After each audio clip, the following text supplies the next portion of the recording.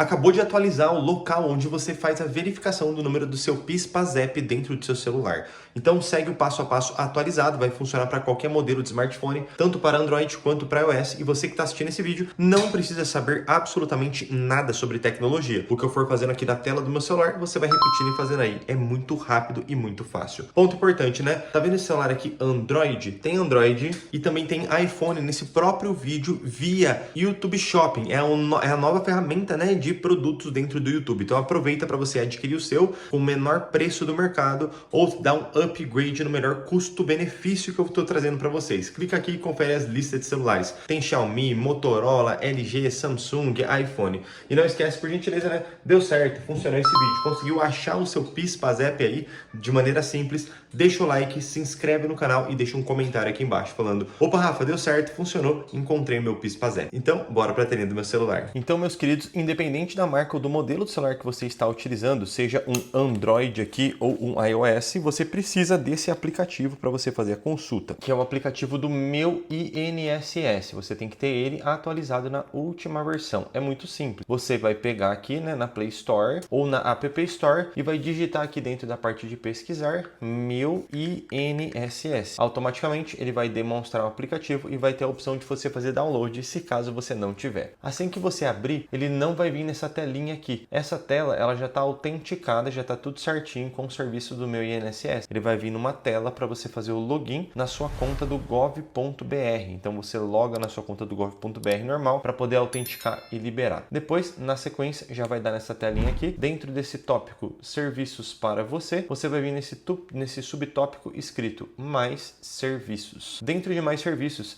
ele vai ter, né, ele vai mostrar para você diversos serviços que você consegue fazer. Sempre vão ser tópicos e subtópicos aqui. Então, ó, tem os destaques do que mais o pessoal, vamos dizer assim, faz, seja prova de vida, meus benefícios, simulador de aposentadoria, tem os benefícios, atualizações de benefícios, extratos e comprovante, cadastros e contribuições. Aqui você vai clicar nessa opção dentro de cadastros e contribuições em meu cadastro. Depois que você clicar em meu cadastro, você vai deslizar e deslizando até você chegar nesse tópico escrito número de inscrição do trabalhador, o NIT, que é o PIS/PASEP, e vai estar exatamente aqui o número. Então não esquece, né? Deu certo, deixa o like, deixa um comentário aqui embaixo falando: opa, Rafa, deu certo, funcionou, consegui encontrar o meu número do PIS, e se inscreve no canal. Não esquece de conferir os modelos e marcas de celular no melhor custo-benefício. Até o próximo vídeo, fiquem com Deus, tamo junto e tchau!